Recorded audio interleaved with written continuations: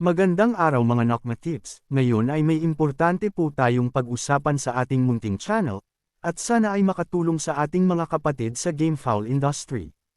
Ang video po itong ay walang binabanggit na pangalan o isang individual bagkus nagbibigay lamang po ito ng ibayong pag-ingat. Di natin may kakaila na sa bilis ng teknolohiya ngayon ay mabilis na ang bawat transaksyon online.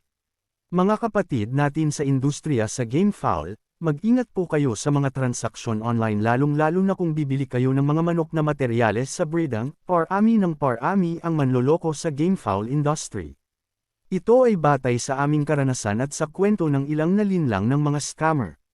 Ayon sa nakalap namin na impormasyon, mayroong isang social media influencer na breeder kuno, at magbebenta online ng mga nokas, sa halagang talaga namang farm price ang kalakaran.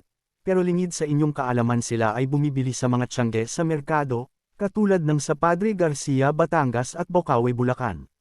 Ang mga taong ito ay may mata sa manok, pipiliin ang quality at maayos lamero, at bibilhin ng mura at boom, mahal na sa social media niya, binubuo ito ng ilang tao, iba ang namimili at iba ang magbebenta online. Kaya kung ikaw ay bibili online, mag-ingat at pag-isipan mo muna, at mas mainam na ikaw mismo pumunta sa farm niya. Madaling makilala ang legit na breeder, tingnan mo kung may range area ang breeder na iyong bibilihan.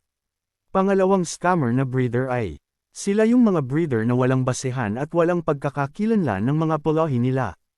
Pero pag nag-flex ng materyales kuno, ay makalagay sa wingban ay mga sikat na breeders.